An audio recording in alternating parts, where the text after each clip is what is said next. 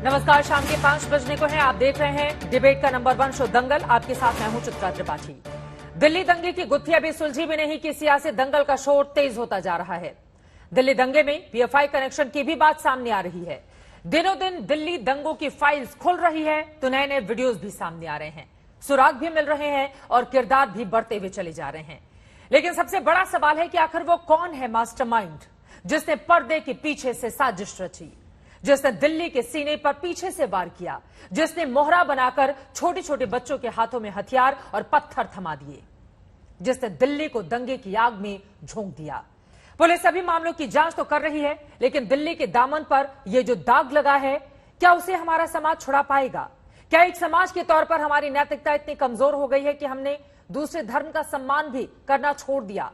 क्या हम साथ साथ नहीं चल सकते? आज इन तमाम सवालों पर होगी बड़ी चर्चा। आपको यह भी बताते चले, केंद्रीय गृह मंत्री अमित शाह की ओर से पूरे मामले में दिल्ली पुलिस को निर्देशित किया गया है कि इस बार सजा ऐसी हो जो नजीर बने और दोबारा इस तरह की तस्वीर राजधानी दिल्ली या फिर हिंदुस्तान के किसी भी हिस्से से सामने नहीं आए। यह कैसे होगा, इसके लिए क्या किया जाए? तमाम मेहमानों के साथ इसी मुद्दे को लेकर दागेंगे हम सवाल, जानेंगे जवाब। लेकिन सबसे पहले हमारी ये खास रिपोर्ट देखिए।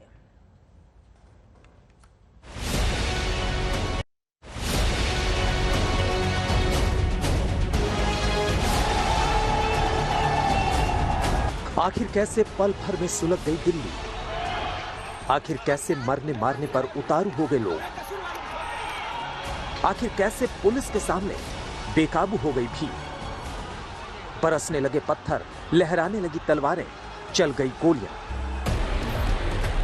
क्राइम ब्रांच की टीम हर एक सवालों की जांच में जुटी है। हर एक सबूत खंगाले जा रहे हैं। हर आरोपी के बयान से हिंसा की कड़ियों को जोड़ा जा रहा है ताकि दिल्ली हिंसा का सच सामने लाया जा सके। और अब तक की जांच में जो बात सामने आई है वो बेहद खतरनाक है, क्योंकि दिल्ली पुलिस की ओर से गृह मंत्रालय को सौंपी गई आरंभिक रिपोर्ट में साजिश के तहत दिल्ली में हिंसा की बात कही गई है। यानी जहांगीरपुरी में हुई हिंसा अचानक नहीं भड़की, बल्कि इसके लिए पूरी प्लानिंग की गई। दिल्ली को दंगों की आग में झोंकने की साजिश रची गई। जहां कहीं भी पिस्टल या तलवार दिखने की बात आई है, सारे लोग अरेस्ट हुए हैं, सभी लोग अरेस्ट हुए हैं। वेपन ऑफ ऑफेंसेस जो हैं वो रिकवर हुआ है, इन्वेस्टिगेशन चल रहा है। दैट हम लोगों ने शेयर भी किया है। दिल्ली पुलिस के हाथ ऐसे सबूत भी लग रहे हैं जो इस हिंसा के पूर्व नियोजित होने के सबूत दे रहे हैं। सीसीटीवी में कैद ये तस्वीरें 15 अप्रैल की देर रात की बताई जा रही है, जिसमें दंगाई लाठियां इकट्ठा करते दिख रहे हैं। पुलिस अब हिंसा से एक दिन पहले के वीडियो फुटेज की जांच कर रही है ताकि साजिश का पर्दाफाश किया जा सके। जिस दिन दिल्ली में हिंसा हुई थी, उसी दिन जंतर मंतर पर एसडीपीआई ने प्रदर्शन किया था। आरोप है कि इस रैली में भड़काऊ भाषण दिए गए थे। उसी शाम जहांगीरपुरी में हिंसा शुरू हो गई। अब पुलिस एसडीपीआई के प्रदर्शन के वीडियो की भी जांच करेगी। PFI का एंगल है।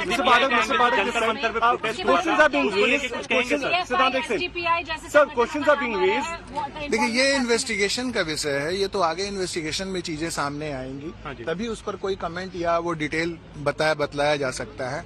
अभी इन्वेस्टिगेशन बहुत इनिशियल स्टेजेस में है। आप सब जानते हैं कि एक बहुत बड़ी संख्या में लोगों को गिरफ्तार भी किया गया है और कुछ जुवेनाइल हैं जिन्हें हमने एप्रीहेंड किया है। सूत्रों की माने तो हनुमान जयंती के दिन जहांगीरपुरी में शोभा यात्रा जैसे ही मस्जिद के पास पहुंची, मुख्य आरोपी अंसार के पास एक फोन आया और फिर वो 4-5 लोगों को साथ लेकर शोभा यात्रा में पहुंच गया और बहसबाजी करने लगा। देखते ही देखते बहस झड़प में बदल गई और पथराव शुरू हो गया। हालांकि पुलिस इस फोन वाली थ्योरी की पुष्टि अभी नहीं कर रही है।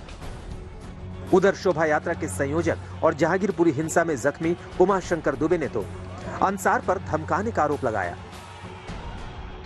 मैं जानता नहीं था, लेकिन वहाँ पे जो आवाजें आ रही थी कि अंसार भाई, इन्हें छोड़ना नहीं है, इन्हें जान से मार देना है। अंसार के हाथ में डंडा या कुछ ऐसा हॉकी टाइप का कुछ था है?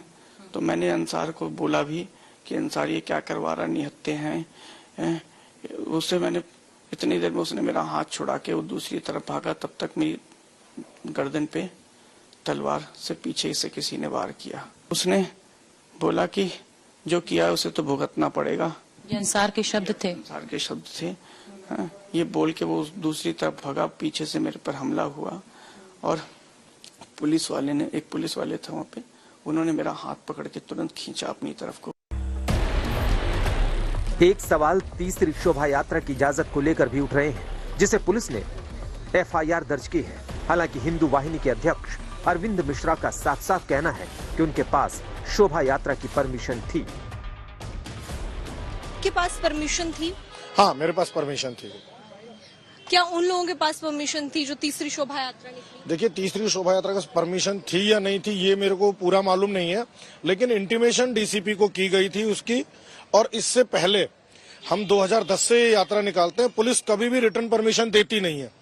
पुलिस हर बार इंटीमेशन के आधार पर ही सब लोग यात्रा निकालते हैं। इस बार आपके पास रिटर्न परमिशन है? पहली बार है कि हमें पुलिस ने रिटर्न परमिशन दी है। क्राइम ब्रांच की जांच के बाद दिल्ली हिंसा पर सियासत भी जारी है। शिवसेना सांसद संजय राउत इशारों में बीजेपी को हिंसा का जिम्मेदार बता रहे हैं। वहीं केंद्रीय गृह मंत्री गिरिराज सिंह हिंसा फैलाने वालों पर बड़ा आरोप लगा रहे हैं।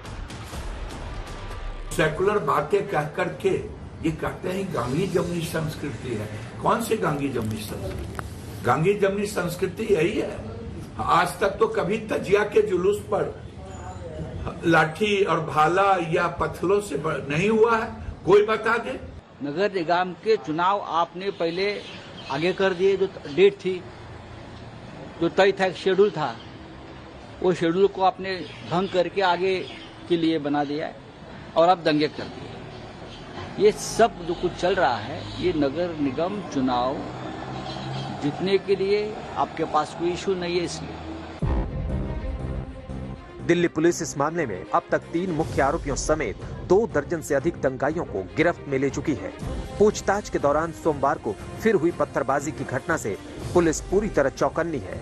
इसलिए 24 घंटे न सिर्फ जहांगीरपुरी पर नजर रखी जा रही है, बल्कि दिल्ली के बाकी ऐसे इलाके भी पुलिस के रडार पर है, जहां से निकली एक चिंगारी पूरी दिल्ली के अमन चैन को बिगाड़ सकती है।